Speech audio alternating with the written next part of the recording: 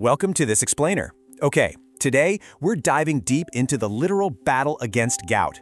I mean, anyone who's actually experienced it knows, right? It feels like an all-out war on your joints.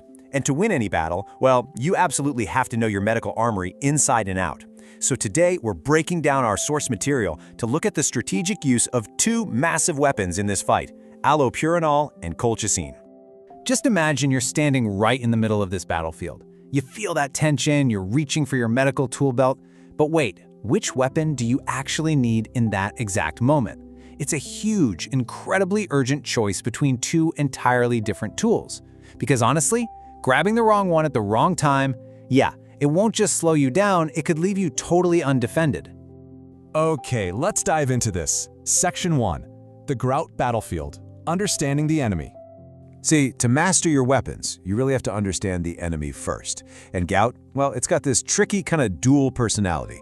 There's this slow, chronic background buildup, and then, bam, a sudden, agonizing strike.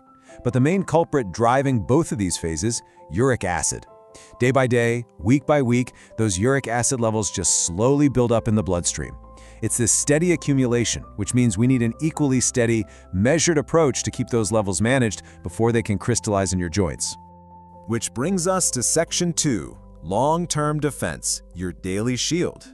So the crucial point is, because this buildup happens so gradually over time, you need a daily shield, to proactively fireproof the house, so to speak. According to our source material, doctors will usually prescribe a medication called allopurinol to help control those uric acid levels over the long haul. This right here is your shield. It's working continuously behind the scenes to maintain balance and basically stop the enemy from gaining any ground. Moving on to Section 3, the flare-up strike, your emergency sword. But oh man, what happens when the enemy actually breaks through the gates and that flare-up strike hits? You need an immediate aggressive response, your emergency sword. Now, what's really interesting about this exact quote from our source regarding colchicine is that this medication will only be prescribed when you get an attack, right? It's strictly reactive. The second that attack happens, that is the literal moment this weapon is drawn to extinguish the sudden flare-up.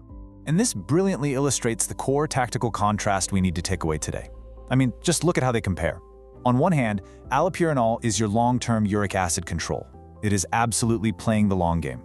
On the other hand, colchicine is your immediate attack response. It's that tactical strike for when the pain is actively hitting you. They are two entirely different weapons, right? And they're precisely engineered for two completely different phases of this battle. Let's move ahead and see how this builds your entire armory. Success here is all about when to deploy each medication. Based on the source, allopurinol, that one is for long-term uric acid control. Colchicine, boom, that's for a sudden attack. Honestly, knowing exactly when to deploy which tool, that is the absolute key to managing this whole condition effectively.